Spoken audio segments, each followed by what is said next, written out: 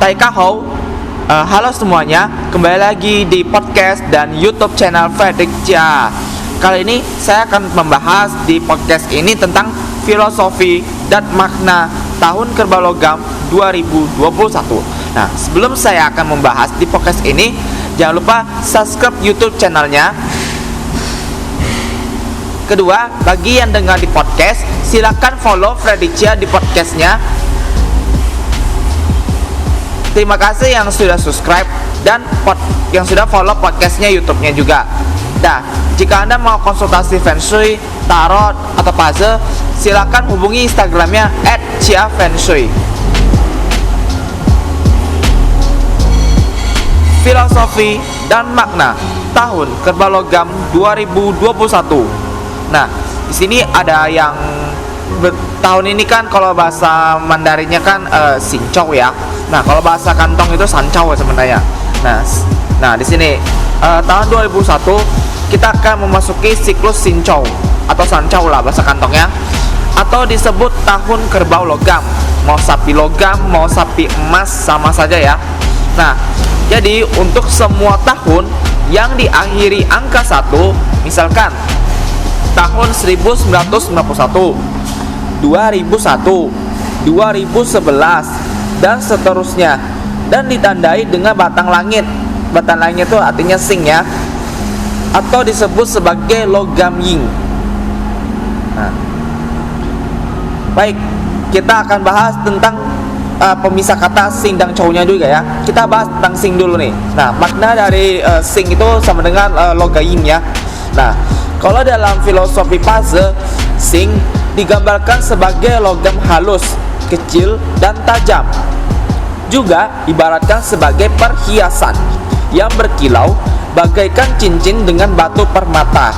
Nah, orang yang lahir dari Master Xing atau disebut juga sebagai lahirnya sebagai utama ya. Nah, biasanya tuh terlihat cantik, menarik, sentimental, dan menghargai hubungan. Mereka terlihat lembut di luar, tapi keras di dalam. Terkadang bisa melukai hanya dengan perkataannya saja.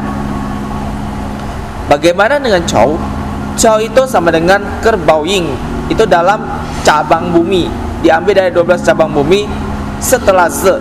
Ze kan tikus. Setelah Ze tikus, berikutnya itu Chou. Chou itu artinya kerbau. Nah, bagaimana maknanya tiap Chou itu? Nah, kalau Chou itu merupakan cabang bumi berelemen dari tanah Ying. Orang yang lahir di tahun kerbau memiliki kepribadian yang tulus, murah hati, keras kepala, introvert, serta tidak pandai berbicara.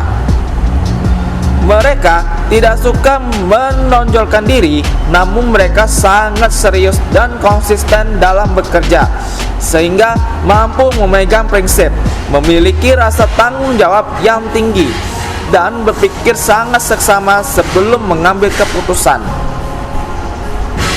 So, bagaimana secara gambaran di tahun kerbau?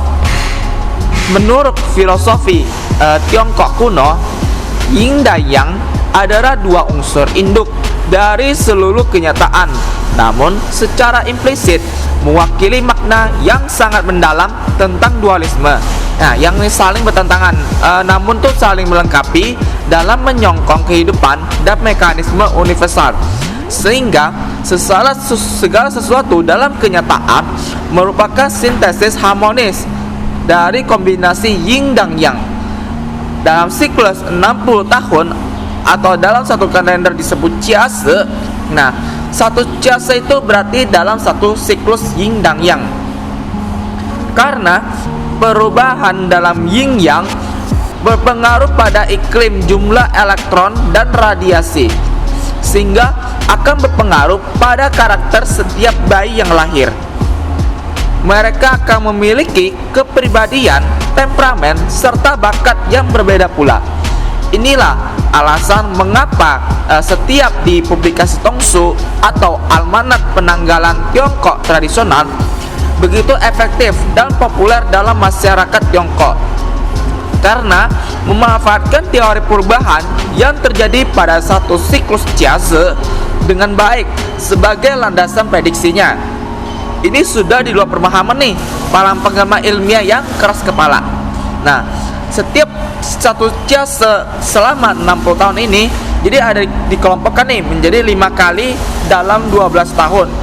Dan masing-masing 12 tahun ditempati 12 show secara berurutan.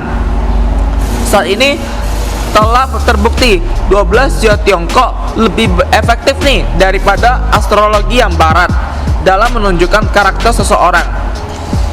Para peneliti Departemen Metafisika di Universitas Ohio setelah melalui banyak percobaan menggabungkan prinsip 12 show Cina Tiongkok ya dengan perubahan yang terjadi dalam satu siklus jase, dan prinsip saling simbiosis dari yin dan yang dikaitkan dengan hubungan manusia dan dunia, berhasil menghasilkan analisis yang akurat mengenai karakter kelahirannya setiap tahun. Kepribadian menentukan nasib seseorang. Seperti pepatah, gunung bisa dipindahkan, tapi sifat manusia sulit diubah. Ini adalah ilustrasi yang kuat tentang pentingnya kepribadian bawaan lahir.